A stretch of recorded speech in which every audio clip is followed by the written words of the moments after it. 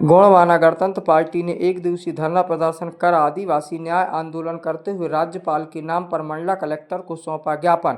आपको बता दें, गोंडवाना गणतंत्र पार्टी के राष्ट्रीय एवं प्रदेश संभाग जिले के पदाधिकारी व कार्यकर्ता उपस्थित रहे। गोंडवाना गणतंत्र पार्टी के प्रदेश अध्यक्ष इंजीनियर कमलेश टेकाम ने बताया कि विगत दिनों जिले के कान्हा क्षेत्र में हुई दुखद पुलिसिया घटनाक्रम में निर्दोष हिरण सिंह परते जाति बैगा की मौत से न सिर्फ स्थानीय बल्कि संपूर्ण प्रदेश के आदिवासी समाज में सरकार और पुलिस सरकार के प्रति रोष व्याप्त है। घटना के बाद से पूरे प्रदेश के वनांचल में रहने वाले आदिवासी जाति और जनजाति के लोगों में दहशत व्याप्त है। आदिवासियों को सरकार की साजिश का अनुमान हो रहा है। सरकार जंगलों के आसपास रहने वाले आदिवासियों को नक्सली बताकर मुठभेड़ में मारकर समाज को हराना चाहती है, जिससे लोग इन क्षेत्रों से पलायन कर जाए और फिर सरकार वनों के निजीकरण पर जो विचार कर रही है उसे साकार कर सके, इन वनों को पूंजीपतियों को आसानी से सौंप सके। गोंडवाना गणतंत्र पार्टी प्रदेश के आदिवासियों के लिए संघर्ष करने वाली पार्टी है। पार्टी ने इस घटना को लेकर पहले भी जिला प्रशासन से मांग की थी कि इस केस पर निष्पक्ष जांच हो और जो दोषी है उसको सजा दी जाए, किंतु पुलिस का संतोषजनक जवाब नहीं मिलने पर आज फिर से गोंडवाना गणतंत्र पार्टी ने एक दिवसीय धरना प्रदर्शन कर सरकार को चिताया है। आपको बता दें कि प्रशासन ने मृतक के परिवार को 10 लाख रुपए की राशि देकर यह भी सिद्ध कर दिया कि जो नक्सली मुठभेड़ थी उसमें जो मारा गया था वह नक्सली नहीं था। पुलिस फोर्स द्वारा हत्या की गई है, उस हत्या के विरोध में गोंडवाना गणतंत्र पार्टी ने एक दिवसीय धरना दिया और जुलूस निकालकर यहाँ पर जिला प्रशासन को, राज्यपाल को संबोधित एक ज्ञापन सौंपा है। उस ज्ञापन में हमने इस हत्या के लिए जो जिम्मेदार अधिकारी हैं, चाहे वो मंडला एसपी हो, चाहे आईजी हो, चाहे हॉकपुर के कमांडेंट हो अथवा अन्य कोई जिम्मेदार अधिकारी है, उन सब के विरुद्ध हत्या का मुकदमा पंजीकृत करने की मांग किया है। और जो हिरण परते की बेवा है, उन बेवा को सरकार ने 10 लाख रुपया दिया है, जो अपर्याप्त है, क्योंकि उनके छोटे छोटे बच्चे हैं। आजीविका का कोई दूसरा साधन नहीं था। हिरण परते जी ही मेहनत मजदूरी करके उस परिवार का भरण पोषण करते थे। इसलिए हमने मांग किया है कि 5 करोड़ रुपया कम से कम उनको मुआवजा दिया जाए। साथ ही हमने ये भी मांग किया है कि जो प्रशासन है वो एक साजिश के तहत इस पूरे क्षेत्र में नक्सली गतिविधियां हैं ऐसा प्रचारित करना चाहता है और इसके आधार पर जो जनजातीय समाज है, आदिवासी समाज है, उसको डराना धमकाना चाहता है, जिससे कि वो रिजर्व एरिया जो है उससे विस्थापित हो। और साथ ही साथ यहाँ पर जो कान्हा किसली नेशनल पार्क है उसके माध्यम से जो टूरिज्म होता था, उस टूरिज्म के माध्यम से जो यहाँ के लोगों को काम करने का अवसर मिलता था, रोजगार मिलता था, वो भी प्रभावित होगा।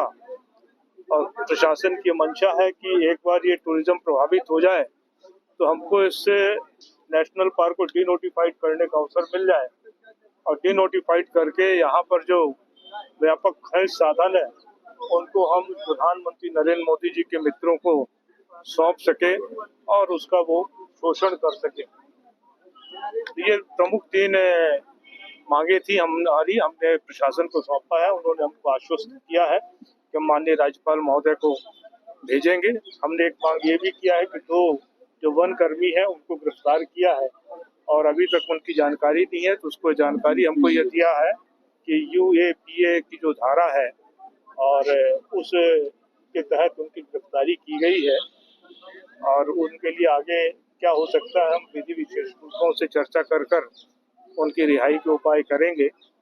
और साथ में ही जो हमारे मऊगंज की घटना, मऊगंज में भी जो कोल आदिवासियों के साथ अत्याचार हुआ है और वहाँ पर जो दुर्भाग्यपूर्ण घटनाएं हुई है, बड़े पैमाने पर कोल आदिवासियों को गिरफ्तार कर रहा है पुलिस प्रशासन, उसकी भी आवाज़ यहाँ पर मंडला के साथियों ने उठाई है। और मऊगंज के कोल भाइयों को भी ये आश्वस्त किया है कि यहाँ के आदिवासी उनके साथ भी हैं और उनके लिए भी लड़ाई हम लोग लड़ेंगे। नेशनल पार्क जिस तरीके से गतिविधि चल रही है, क्योंकि यहाँ पर एक लंबे समय से कोई नक्सली गतिविधि दिखाई नहीं दिया और एकाएक हिरन फरते जी की हत्या करके ये दिखाने का प्रयास किया जा रहा है कि मंडला डिस्टर्ब एरिया है, नक्सलवाद से प्रभावित क्षेत्र है।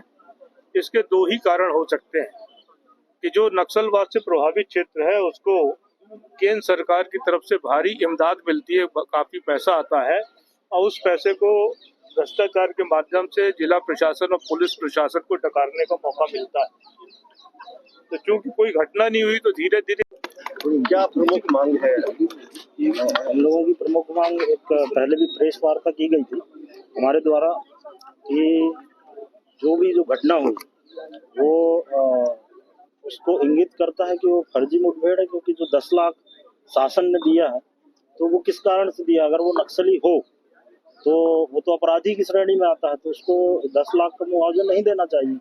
और उसके साथ साथ जब आईजी साहब का जो बयान आया था फर्स्ट डे जब एनकाउंटर की खबर मिली, तो वो भी मीडिया के माध्यम से ये बताया गया कि एनकाउंटर हुआ और एक नक्सली मारा गया है, लेकिन दूसरे ही दिन वो नक्सली नहीं निकला और दो और उसी गांव के लोगों को पकड़कर समर्थक करके उनको भी अभी तक अंदर कर दिया गया। जब कोई वहां नक्सली मिला नहीं तो उनको कोई अपराध की श्रेणी में कैसे किया जा सकता? आज 15 दिन की घटना हो गई, उनकी कोई अभी तक जानकारी नहीं है। आज हमने पूछा यहाँ पर प्रशासन से, तो वो इधर उधर जानकारी लेकर ये बता रहे हैं कि कोई धारा लगाई गई है, जबकि मेरे सामने उस दिन मैं थाना में खुद उपस्थित था, उसके परिजन आए और उनको कोई जानकारी नहीं दी। तो मैंने टेलीफोनिक माध्यम से एसपी साहब उनको एडिशनल को लगाया, तो ये जाकर बोले कि जमानत हो जाएगी, अभी तक वो भी नहीं हुआ।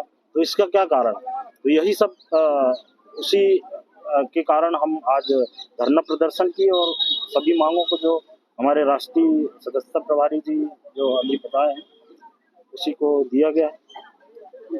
Thank you.